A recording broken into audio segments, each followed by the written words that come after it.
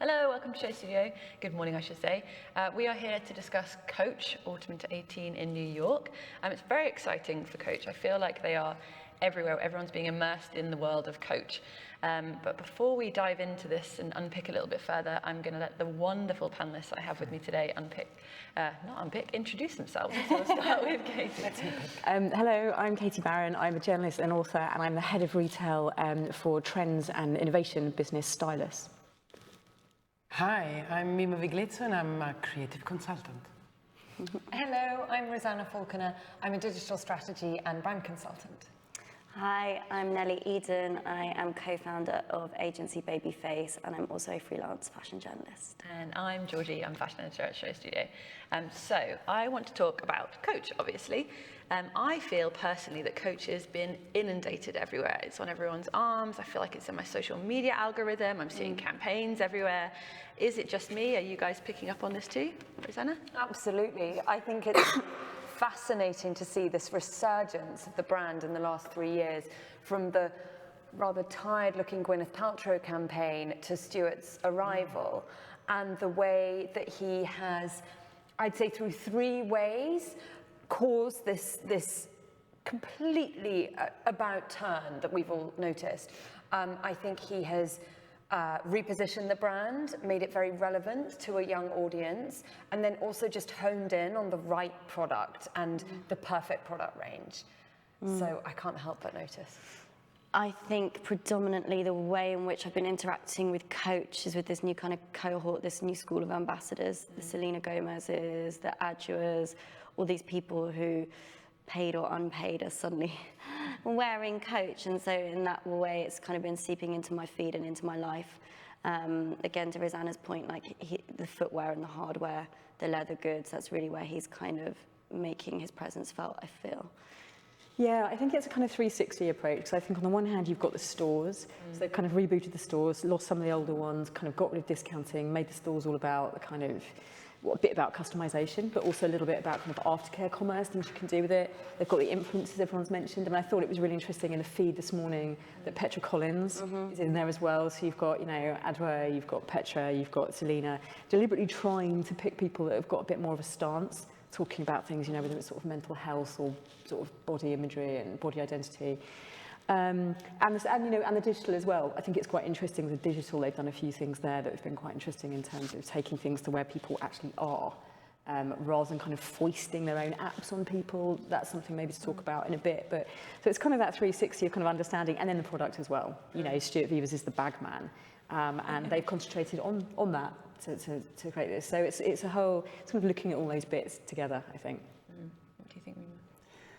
Well, I find it very interesting because I do think that thanks to Stuart there has been a coolification, if we can say, of Coach. However, I think it's also the strategy behind this, because Coach has been a leather goods brand. I mean, when I was 20, before even it existed, it was in the late 80s, it was the brand to have, and it was very expensive, and it was like you were aspiring to have a Coach bag. Then it sort of disappeared, and then it became this aspiring brand a la Michael Kors, like where people thought they were showing luxury, but actually it wasn't. So, when I was working at Vuitton, they were saying to shopping mall in Asia, if you put a Coach next to me, a Coach store next to me, I'm going to take away all the LVMH brands. So that was Coach at the time. They had this huge expansion in China and in Asia. They conquered Asia. They made a lot of money, but with this, what we would call now contemporary. So what I think interesting here is that thanks also to the ready-to-wear that didn't exist for many, many years, and to a designer who got it perfectly, they have made it cool, and they have made it, yummy and desirable without totally changing the position price-wise, because you can still buy a bag that's not as expensive as Chanel. You can still afford it much more than any other brands, but on top of it, you have all these, the testimonials and then the fashion, and Stuart is doing an It's amazing. the add-ons as well, aren't it? It's like, in the stores, it's the kind of the trinkets, it's the way you can update, you can update a strap, you can kind of add something onto it, so it makes it accessible, because, there's a lot of brands that we talk about when we do these panels, that realistically, we're talking about them in the microcosm of the fashion industry, and they're so unaffordable for someone that's in their 20s. Also the look of Coach, like we were talking about it being cooler, it is cooler. It's not cool, it's not icy cold like you're saying. It's kind of like very much targeted at Absolutely. it's so youthful. It's almost high street. It really is. Weird mid-market belt. It's really mid-market, and it looks mid-market, and there's nothing wrong with that. And there's a kind of safety in it, isn't there, as well? The clothes, they look more luxurious The than clothes do the market. I clothes, mean, the I went clothes, to but see the in a store. accessories. Yeah, but that's what's genius about it. And I think the genius of Coach is that it is relevant, and it wasn't for a while, and it is relevant, and so it allows you to desire it. Yeah. It's very clever strategy. I think Nellie's point about the kind of, the sort of coolness about it being a kind of mainstream version of cool is really spot on with this, because it's a little bit like Hedi Slimane with YSL, not collections I particularly liked, but they were highly commercially successful because it was a tribe that was quite easy to buy into. It's like you kind of knew if you were wearing that look, you'd be quite safe in a gang. We were talking about the Calvin Klein show, and Mimma was saying, is this stuff actually wearable? Well, this has to be the kind of opposite end of that. Like, this stuff is so wearable, it's so translatable, it's so digestible. You can imagine people wearing this stuff anywhere. It's almost practical. And you could shop the bag, the new bag, the Dreamer bag, yesterday, as soon as the show went live. This whole accessibility. See now, buy now. Yeah. But even that was so limited accessible. edition, so it's still kind of like see now, buy now, but it's also like get it before it goes. Was it limited edition? I didn't know. There's like, I think it's certain limited availability, basically, not edition, but... I think Stuart Viva's, it's very unapologetic in a way that if you look at his trajectory, his career, you've got, the Mulberry bag was the big thing, and kind of Alexa Chung and those kinds of things. He gets those kind of collaborations, and he gets that. Why didn't it work at Loewe? What happened there? Because I think because the brand's too high end. It's I think. too expensive. Too expensive. Yeah, I think he's much better in these spaces where actually it's about a coolness that's a bit populist. Yeah. To be quite honest. And it's not earnest, and it's fun, and that's why you've got Petra Collins sat next to Joey Badass, sat next to whoever on the front row. Yeah. You've got Selena doing like a live stream backstage, and she's talking to everybody. They also do these weird, not weird, that's negative. They have the Coach YouTube channel, which YouTube's this huge teen to pre 20-year-old huge platform, and I watched this last night, and it's literally just Selena and Stuart goofing around where they make a bag. But this is the luxury for those people. Yeah, and nothing comes of it. It's also such a good use of YouTube, because so many brands just think with YouTube, we'll make a video and it gets cut up on Instagram, and then we put the full version on YouTube. That's how we use YouTube. And it's like you said, YouTube has an audience that they love. I mean, the most popular thing on YouTube is how-to videos. Yeah. They watch YouTube over watching any kind of television. And this video here was so personal. There was a real dynamic. It's obvious that they're friends. And I think it's charming. It's super and the candid. views speak for themselves. Yeah. Very kind of intuitive. But 27,000 views is not that many. It's not that, But okay, it's not that many compared to a beauty vlogger saying how to do the red lip. But compared to your average luxury brand, it's really good. Yeah, and interestingly, it doesn't. The number of views don't necessarily translate into people buying this stuff anyway. So it might be the people, but actually, those 28,000 people are more engaged. There's a lot of discussion at the moment about micro-influencers. It's not necessarily how many eyeballs, it's how engaged the eyeballs on it are. It's also the idea that you're seeing Stuart interacting with Selena, like you're saying, that's very off-guard, it's very goofy, it's not how you think of the creative director. Yeah. It's not how, we're talking about Loewe, it's like highfalutin and kind of, it's kind of far away from you. This is like very, very intimate, and it's very intuitive. It makes you feel like your bag's customizable on it. Yeah, It makes her the one who's making actually the bag, it's like... Plus there's a sense that she actually is involved, even if it's only for 15 minutes or whatever they made it for, but there is that sense that it's not just the gun for hire, the name for hire. Yeah. But I mean, I think ostensibly it's that idea that this is a brand for people that will hunt in packs. It's not for people that kind of so avant-garde that they want to be completely stand out. Yeah, they want to feel like they're on trend, but it's not out there. Selena Gomez has to epitomise that kind of mainstream cool. That's what she stands for. And that's why I think the kind of synergy with Coach right now, it works so well. Like you're saying, it's moving on from Gwyneth Paltrow, young women want to look, sound like Selena. And they've done so much content, Instagram first and YouTube first, content that lives just on the digital platforms that have been created just for digital platforms into the run-up. And that's a very clever kind of breadcrumbing, this kind of hype effect. Like you're saying, the bag's limited edition and you're getting clips backstage, and there's this kind of really big build up on social last night. They were posting on their main feed like countdown until the show starts. She has the same amount of people that populate a quite big country as followers, so that's also very smart. I mean, it doesn't take a genius to understand, and that's what you said. I don't know if it's you or you said, someone said populistic in a positive way, and I think that's exactly it's democratic. it. And it's democratic, and it was done in a clever way. Yeah, because last night there was a live feed Selena was doing, and it was that kind of it was quite clever actually, because what she was doing is she had the bag and she was putting it under the lapel of her jacket and pinning it on, which is actually a really quite subtle way. Well, we probably spot it, but a subtle way to kind of go, here's a top tip to how to wear your bag. Rather than the old kind of content that really would have been, here's 5 ways to wear your bag, and it would almost be like diagrams or like pictograms.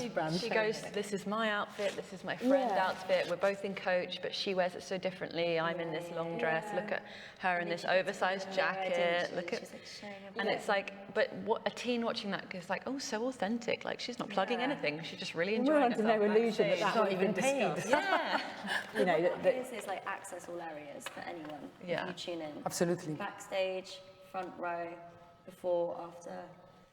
It's like link in bio. And I think there's nothing wrong with it being a contractual paid relationship. I think it's really important. Brands so often, there is a mystique around the whole organic VIP and influencer strategy. I think that's fantastic. But the problem there is you can never guarantee anything. And when it's something like this, where obviously, it's a commercial collaboration as well. She's contributing to design. I don't think it should be sniffed at. No, not at all. No, and I don't think they're uptight about that. In fact, there's full disclosure. Yeah. And another thing they're doing, because at the same time as working with this very young and modern and relevant language, they are not forgetting their heritage. So in the logo there is the original American leather. But if you go to their headquarters, the big, huge, amazing, beautiful group, Tapestry headquarters in West Side Manhattan, when you come in, this long line of windows, of vitrines with all those bags from the beginning. So they're not hiding where they come from. And I think it's a very clever way to do it. Like, we are reinventing ourselves, but we've been around for But don't forget 80 years. I mean, there's not only Louis Vuitton. We have been around long as well. That sense of heritage is helping it end in Asia, because of course most of the sales are still coming from Asia. It's actually dropping I sales. don't know now, is it? Apparently it's still, in 2017 it was dropping sales in America, and so it was more buoyant in Asia. But it's still doing well, even though the sales are dropping slightly. It's not like it's nosediving. Does heritage matter for people your generation? Yeah, I think so. Even if they don't quite understand it. I think even if you're 16, 17 years old, that now actually, you're living on less money, you have less prospects. So investing in something has to mean something. It has to mean something to your peers. Even if you're reselling it, even if you're buying something and then 2 weeks, you've taken a picture on Instagram and then you're reselling it, you have to be, you have to rest assured that you're buying into something that has a resale value. And a resale value and a kind of history almost. So therefore anything that adds a bit of extra weight to it is useful, basically. And if that's Coach has collaboration, if that's Keith Haring, if that's the way for my generation or Gen Z to understand Coach, if it's via Keith Haring or Minnie Mouse or whatever that is, that's fine.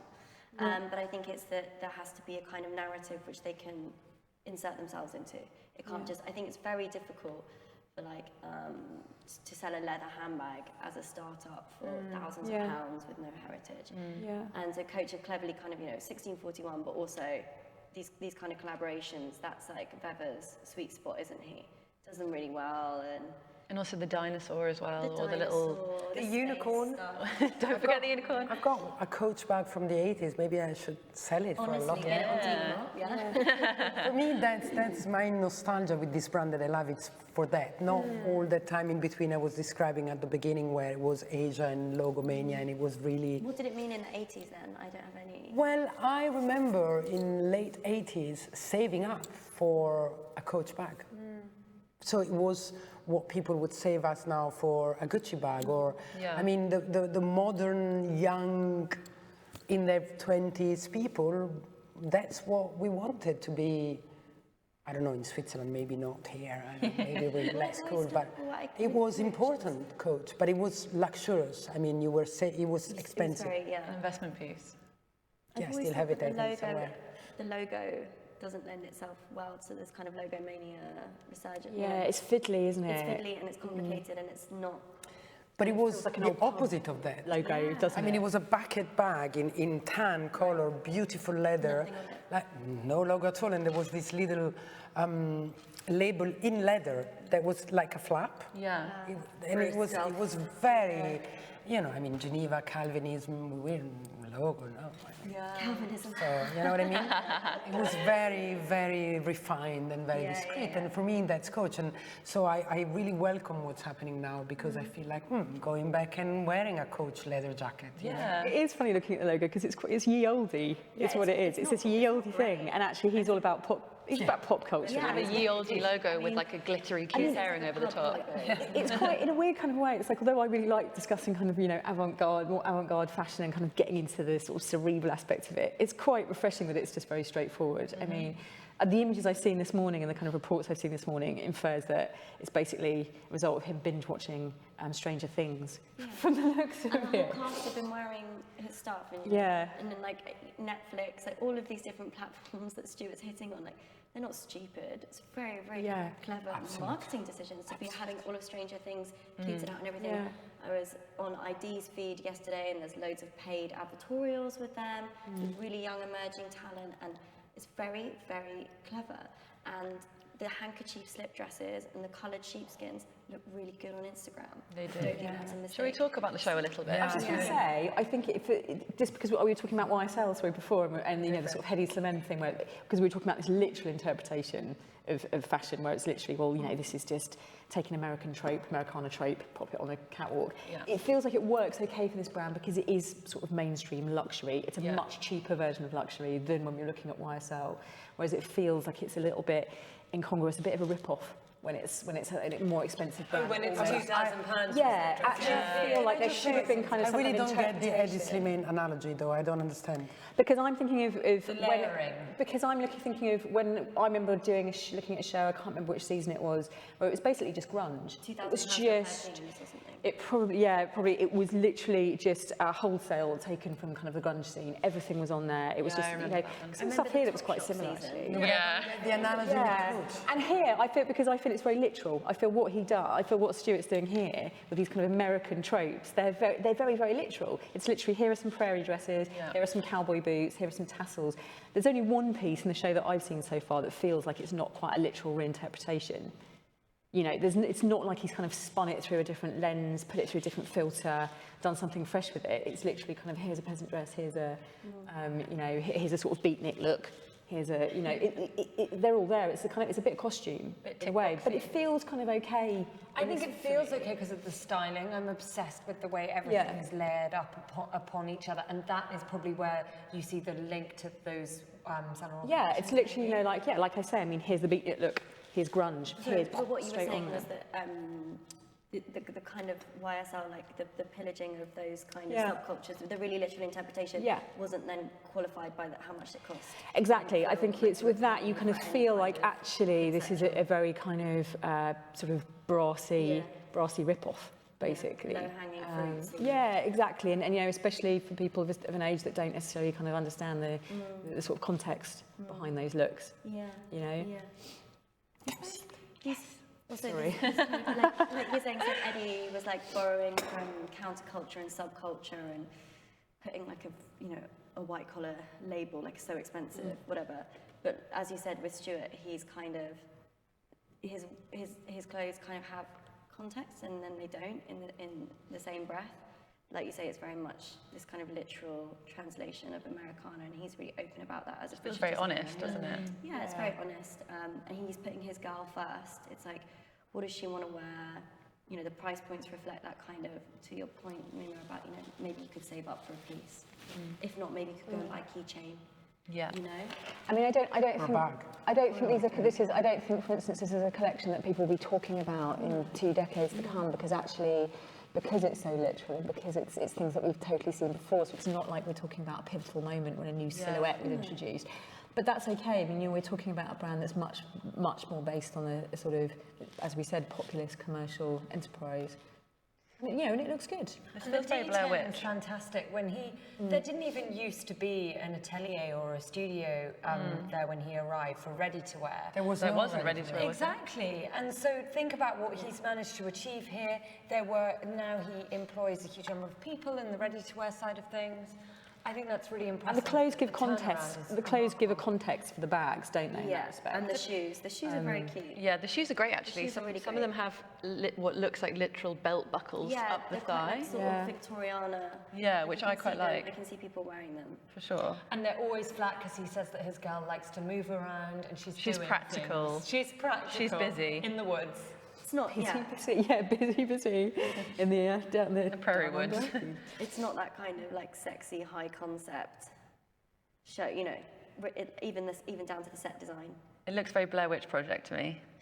It's very autonomous leaves. I mean, it's very, I think the set design is more literal than... They had Kendrick playing overhead as well, which is very much like, we're down with the kids. And it's like, okay, we've got this forest setting which harking back to our heritage, but we also have TV screens because we're digital too, guys. Yeah. We tick every box. Something for everyone. The TV screens must be related to Stranger Things as well. Yeah. I think a lot of people have drawn that link. Yeah.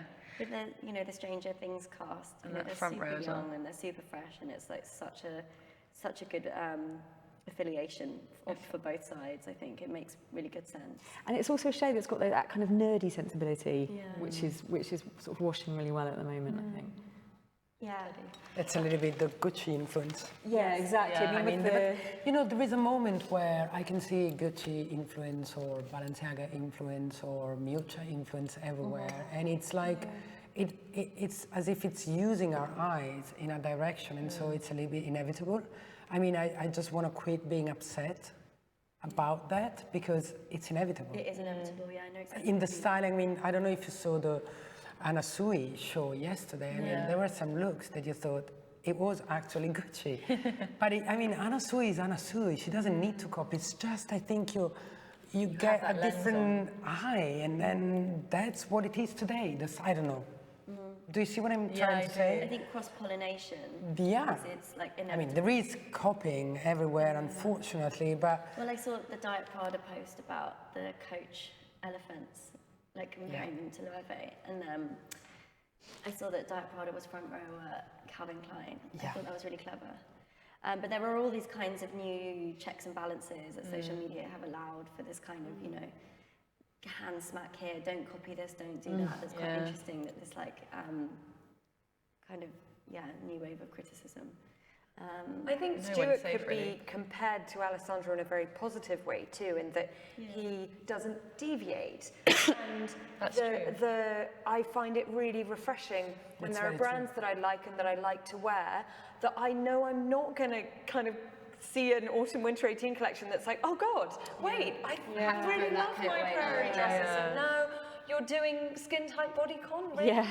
But that's what the customer today wants. Yeah. She wants to be able to buy something that she will be able to wear season after season, the no waste or zero waste hashtag. I'm very keen on that this year. I think no one buys all their clothes from one designer.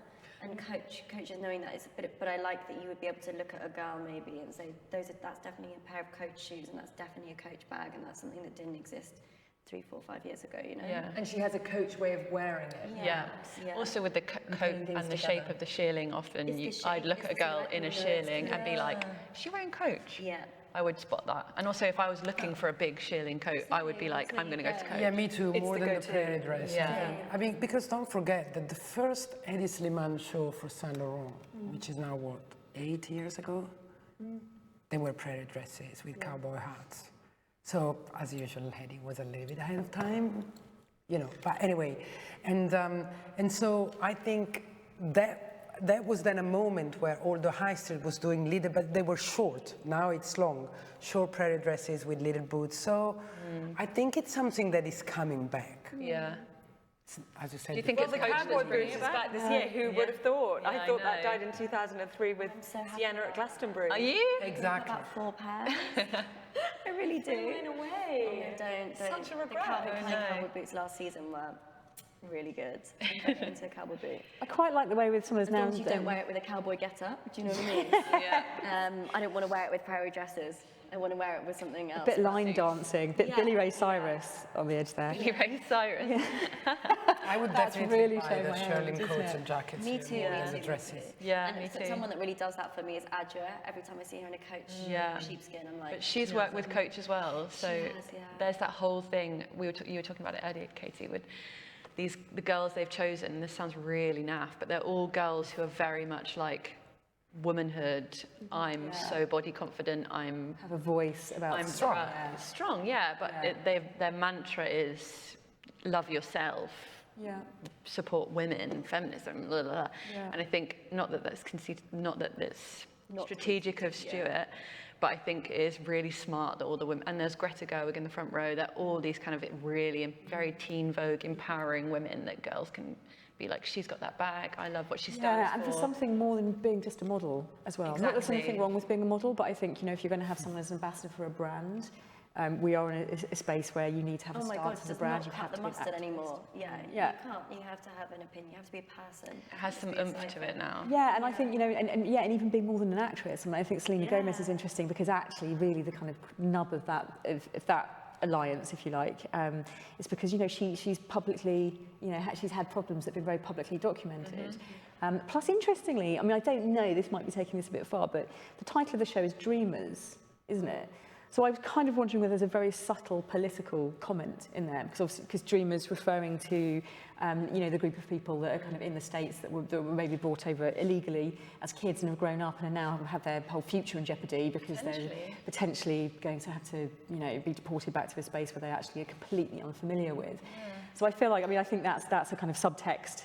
And it's that quite a isn't dark very show as obvious, well. but I think maybe that's It's part of about it. the American dream, you know, this kind of Americana that he's constantly kind of worshipping at the altar of, then maybe there's... I think it's more that, yeah. So I felt that the Dreamers title might have alluded to that slightly because obviously, you know, this is an American brand and as we're saying, a lot of its sales are export sales. And so at the moment, I think, you know, there's almost a sort of crisis of confidence of how do American brands position themselves, what do they stand for? And I think, you know, a lot of, obviously, the creative industries want to stand up for social issues that they believe are being targeted, kind of wrong, ways they're being wronged at the moment. And again, Selena, obviously, you know, she's sort of from Texas, Mexican background. You're quite right, actually. That's a really... So yeah, I think it's a sort of subtext that they probably won't be banging on about in a press release, for instance. You'll get the Stranger Things aspect will be floated there, but I think maybe that's a nice illusion. Just as you said that, I know that's potentially quite shallow of me, but the clothes suddenly felt really elevated once you've given it that context. And I feel like as soon as something has a little bit of richness to it, now that that's come in the back of my mind when I'm seeing this, I'm like, oh, actually, yeah. Yeah, and it's no bad thing to be able to read it on different levels, I think, because, you know, a teenage girl doesn't necessarily need to consider that. But then maybe if that filters through, that's also no bad thing. Because, I mean, as we've been saying, you know, people like, you know, Petra Collins, they're doing amazingly well and they're really very young. So I think there's that sort of understanding now that actually you can be, it's permissible to be very young and have a voice and maybe expect to generate change, whereas before it was always expected so you could kind of jump on the coattails of it, but really could you affect change? And now people are aware that actually, yes, you can be an agent. These young girls are so powerful. So powerful. And like the age of deference is over, you know, the kind of the death of the expert, this democratization that we're talking about in terms of how you can imbibe the show digitally, but also all the girls sat front row, like Carlotta sat next to Petra. All of these people are young, really, really young women who are, like you say, affecting change pretty much all from their mobile phone with highly engaged followings. And that is incredible, and that's really, really smart of Stuart to align with them. And not to have a kind of and to align with the right ones. Yeah. Because there are lots of young girls misusing their audience on their iPhone. And it's a big audience. They don't really know how to deal with that. It must be quite a terrifying concept. But he's aligned himself with the ones who are intellectually in tune with what's going on and the polemic of the current situation. I think, I mean, equally, let's not overrate the situation, because Fashion Week has been going on forever, and I'd say for the last, it hasn't been going on forever, that's obviously an exaggeration, but since the beginning of Fashion Week, I'd say since it became about the front row rather than just the small salon shows between designer and customers, since it had that aspect, there have always been young, beautiful women on the front row wearing the collection, which are as important as the models on the catwalk. I suppose the change here is, they do seem remarkably young, and they are noted as the class of Coach. They're announced. It was announced last night. Yeah, it was also, announced it feels last night slightly more authentic for some reason when I Stuart like does calling it the class. It feels less like we've plonked you on the front row so that you can be seen. It feels more like... Definitely. New York seemed like the last kind of bastion of that, like, you know, editors sit here, exits behind, you know, that kind of like very hierarchical, pretty dull kind of show schedule. And now you have shows like Gypsy Sport and things happening, and you can't just have an A-list celebrity front row. You can't just put clothes out there and be like, buy them if you want to buy them.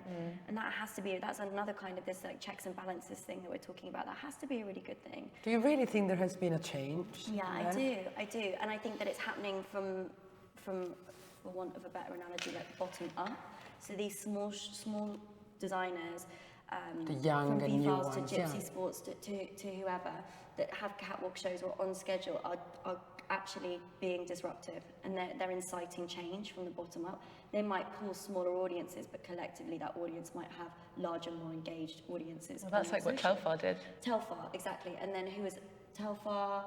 And then who else was it that's like Telfar? Vaquera? No. There was maybe 4 or 5 shows that happened at New York Fashion Week this year that I was like, oh, I'm not going to swear, but I was like, oh my God, okay, right, finally, something's, you know, I mean, we're really used to that in London. You can go to like Fashionista and you can go to presentations and you're kind of used to this kind of, you know, punk attitude towards being on schedule, and that's growing and growing and growing. But in New York, for the first time, I was like, okay, there's some actually really disruptive shows happening with really interesting casting, and Vogue are covering these people. I'd never even heard of Gypsy Sport, and then they were on Vogue, Teen Vogue, all of these kind of places that we've always thought as being, you know. And New York needs They're to not change advertisers. because the tent pins, you call it tent poles of the schedule, are no longer there. Donna Karan isn't showing. Tommy Hilfiger's gone to Milan. Alexander Wang's about to depart. But it was there, It's unfortunately, all with a horrible changing. show. And so Horrible. It was such a But he was disaster. held to account. Yeah. That's Anyway, a sorry. Alexander Wang. Okay. But yeah, so I think because the architecture of the schedule is changing, which is also happening in London, I think it's more reflective and of the people exciting to buying see the brands clothes. coming through. Yeah, it's more reflective of where the industry's at. It's Yeah, but the more- powerful houses are still doing it. I mean, to see Mr. Ralph Lauren coming out and shaking hands with the most powerful people on front row and hugging his wife, and I don't know, it was like for a show that was nothing into. I mean, they're still dead. A lot. So I think the change should happen exactly in shows like Coach, people that have power, you know. That's interesting that Ralph Lauren, because Ralph Lauren's doing quite badly, isn't it? Which is kind of indicative of this whole world, you know, as you say, actually, you know, and Rosanna, you're talking about who's buying clothes and who's buying luxury, actually. Check this week. Yeah, it's like, you know, that kind of the 1%. Business of Fashion did an article on it this week talking about kind of if the 1%, if the sort of ladies at lunch, you know, genre is disappearing, then all of a sudden, if they don't want to wear it, if they don't want to wear their kind of They're still there, they don't want to wear it, they don't know what to wear. Oh yeah, they're still lunching, they're still ladies that are lunching all the time.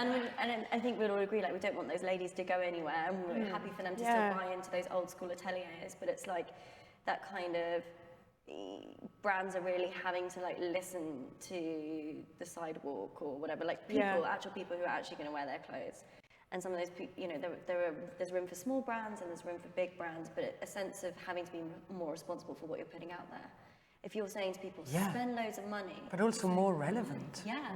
You know, like... I mean, that sleeveless dress and that doesn't move on your body, it's like, no, not relevant anymore. Responsible for what you put out there across all platforms. I'm really fascinated by this idea of the creative director who oversees every single platform of the company and doesn't just stay in his atelier, but goes and speaks to the marketing team and the visual merchandising team. And that's what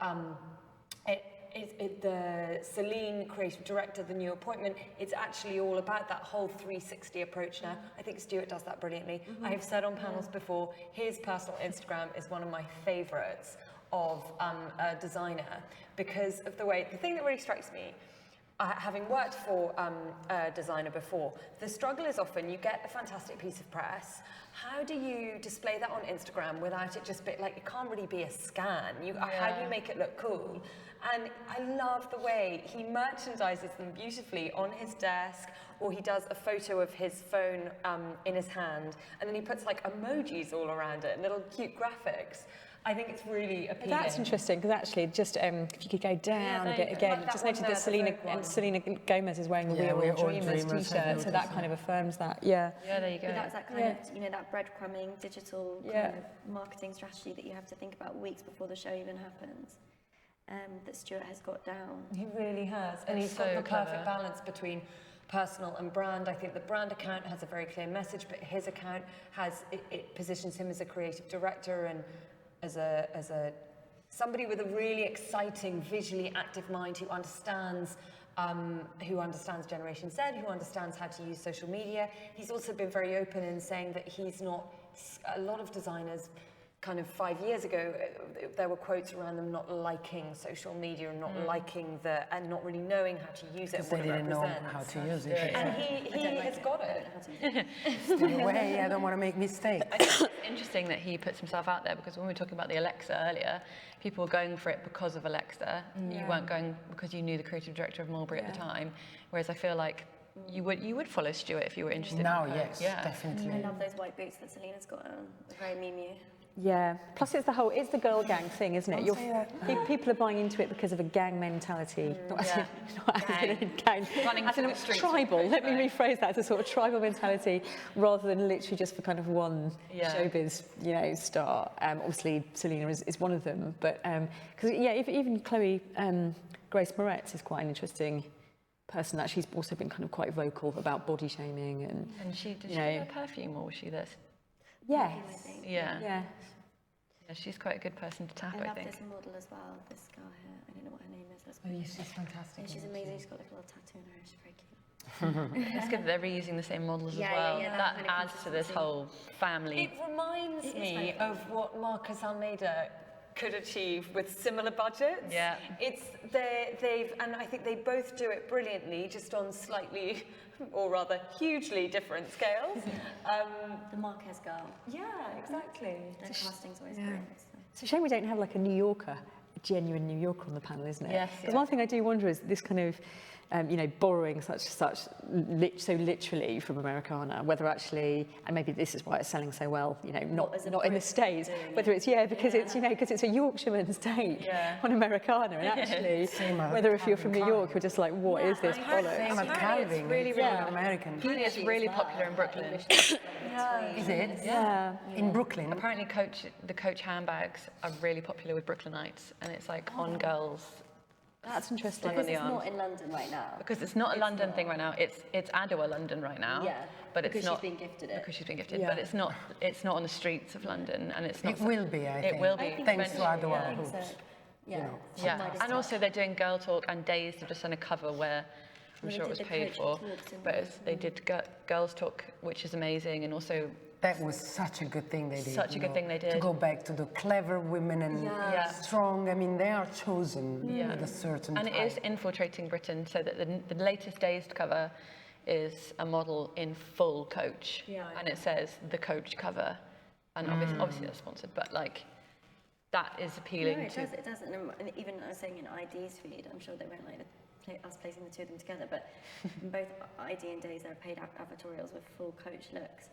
And whether people are reading those magazines or not, they're sharing those images on social. So if you scroll down, I saw one yesterday. What was it? Maybe it was on stories. Pressure. Yeah, I know, right? Or maybe if we go on to the Days one, have they got Yeah, the Days one's got the cover. I can't remember the model's name, Kiri or Kiki or something like that. Oh, maybe Kiko. Oh no, it was Days. Here, Storm. This girl on the right-hand side. Yeah. Wearing Coach.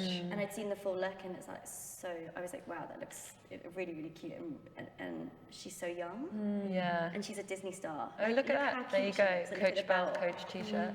I think Coach did something with Disney at the beginning of Yeah, they Stuart. did. I mean, there was a they all Pixar come club, from, they all come, I guess, from the mother house. Oh yes, Yeah. so they've just done another collab with Yes. Disney that launched on January the 22nd. So they really want those very young, successful There you go, kids, that's it, Chris. Oh yeah, Chris, that was it. That sorry. cover is... And Stuart himself genuinely loves Disney. He and his husband go to Disneyland a lot. I love that. See, that's what adds to this whole like genuine... Yeah, Nothing completely feels genuine. forced. Even though he's not from New York, it feels really genuine. Yeah, I'm just going to keep saying the word genuine. But I mean, that cover Authentic. looks amazing. That coat looks incredible. You know, and covers matter because they get shared all over the place. But like you say, yeah, I think it's very clever kind of infiltration of your feed. So this is Coach Takes Britain, basically. Although I would say that the links to New York seem a bit tenuous to me, Yeah? quite often. Yeah, I mean, the collection we've just seen doesn't really feel like it's got that much to do No, with but that New was York. like New York. But it fusion. said, it was Europe meets the South, it was very much, Mostly the South. Mostly South, yeah. New York, gone with the wind. New York looks at the South, maybe. New York. There was a sentence in the press release saying urban meets nature or whatever. Yeah, it was. It wasn't New York, it was...